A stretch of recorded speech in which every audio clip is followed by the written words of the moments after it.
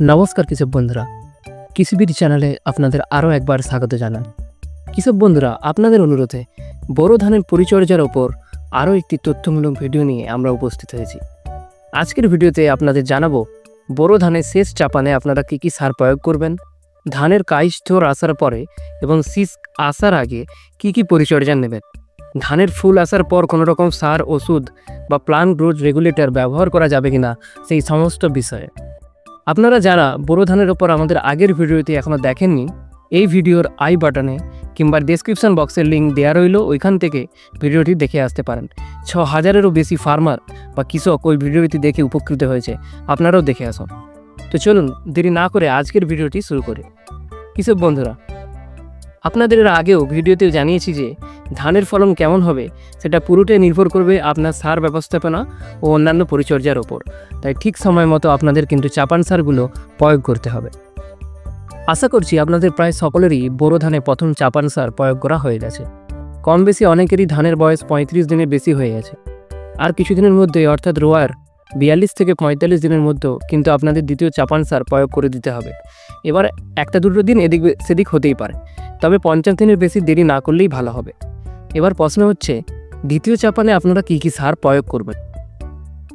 দ্বিতীয় চাপানে আপনারা বিঘা প্রতি 5 থেকে 6 কেজি ইউরিয়া এবং 5 কেজি পটাশ দেবেন, তবে গাছের গ্রোথের উপর নির্ভর করে পরিমাণটা আপনারা কম বেশি করবেন। দ্বিতীয় চাপানে 4 থেকে 5 দিন পরে জিঙ্ক ইডিটি 12% 2 গ্রাম এবং একসাথে যে কোনো একটি ভালো পিজিআর 2 ml প্রতি লিটার জলে মিশিয়ে স্প্রে করতে পারেন। পিজিআর না দিলেও জিঙ্কটা কিন্তু অবশ্যই দেবেন, গাছের গ্রোথ মেনটেন থাকবে।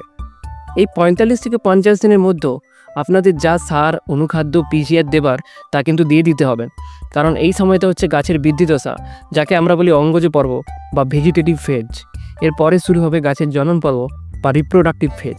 ধানের এই পর্বটা শুরু হয় রোয়ার 55 থেকে 60 দিনের মধ্যে বা 2 মাস পর। এই সময় থেকে পরপর আসে ধানের কাইচ ঠোঁট দশা, থোর দশা, শীষ দশা এবং ফুল ফোটার দশা ইত্যাদি ইত্যাদি। এই সময় অর্থাৎ কাইচ ঠোঁট দশার পর থেকে পরবর্তী দশাগুলিতে জমিতে পর্যাপ্ত পরিমাণে জল রাখাটা খুবই প্রয়োজন। জমিতে কমপক্ষে 4 ইঞ্চি জল রাখতেই হবে। এই সময় মাজরা পোকা লাগার একটা চান্স থাকে। তো আর এই সময় যদি আপনারা মাজরা পোকা লাগে তাহলে সব শীষ সাদা হয়ে যাবে, ধানের পুরোপুরি ফলনটাই ক্ষতিগ্রস্ত হবে। এটা আপনারা অনেকেই জানেন, তাই আগে থেকে কিন্তু ব্যবস্থাপনা নিতে হবে। কম দামের মধ্যে মাজরার জন্য একটু ভালো কীটনাশক হচ্ছে Profex super, profenofos 40% plus cypermethrin 4% EC. আপনারা চাইলে এটি 20 ml করে প্রতি 10 লিটার জলে ব্যবহার করতে পারেন। এছাড়াও মাজরার জন্য আপনারা ফেনোস্কুইক, ইনসিপিও, ভায়াগো এই কীটনাশকগুলিও ব্যবহার করতে পারেন। এবং এই সময় আপনারা ছত্রাকনাশক আরও একবার প্রয়োগ করে রাখবেন, কারণ এই সময় কিন্তু ব্লাস্ট বা ঝলসা রোগ লাগার একটা সম্ভাবনা থাকে। আপনারা নেটিভো, অ্যামিস্টার টপ, কাস্টোডিয়া এই ছত্রাকনাশকগুলির যে কোনো একটি 1 গ্রাম করে প্রতি লিটার জলে স্প্রে করতে পারেন। কৃষক বন্ধুরা, আপনারা আমাদের হোয়াটসঅ্যাপ গ্রুপে বারে একটা প্রশ্ন জিজ্ঞাসা করেছেন যে এখন ধানে শীষ বেরিয়ে গেছে, ধানে ফুল আসছে, এই সময় কি কোনো সার, ওষুধ বা পিজিআর স্প্রে করা যেতে পারে? তো কৃষক বন্ধুরা, আপনাদের বলে রাখি, ধানের শীষ আসার পরে এই ফুল আসার সময়টাতে আর কোনো সার, কীটনাশক বা পিজিআর প্রয়োগ করবেন না। এই সময় এগুলো দিলে কিছুটা হয়তো ভালো হবে, তবে তার থেকে বেশি ক্ষতিই হবে, কারণ এই সময়টা হচ্ছে ধানের পরাগায়নের সময়। এই সময় এইসব প্রয়োগ করলে পরাগায়নের সমস্যা হবে এবং ধান চিটা হয়ে যাবে। তো আপনারা আবার কবে থেকে ওষুধ স্প্রে করবেন? আপনারা আবার কীটনাশক স্প্রে করবেন ধানের সম্পূর্ণ পরাগায়ন হয়ে যাওয়ার পর, ফুল ঝরে গেলে। কৃষক বন্ধুরা, ধান পাকার আগের সময়টাতে আবার শোষক পোকার উপদ্রব দেখা যায়। এই শোষক পোকা কিন্তু খুব দ্রুত বংশ বিস্তার করতে পারে, তাই এই শোষক পোকা লাগার সাথে সাথেই আপনাদের খুব দ্রুত ব্যবস্থাপনা নিতে হবে। এই শোষক পোকা দমনের জন্য আপনারা একাল্যাক্সটিস, পেক্সালন এই জাতীয় কীটনাশকগুলির মধ্যে যে কোনো একটি ব্যবহার করতে পারেন।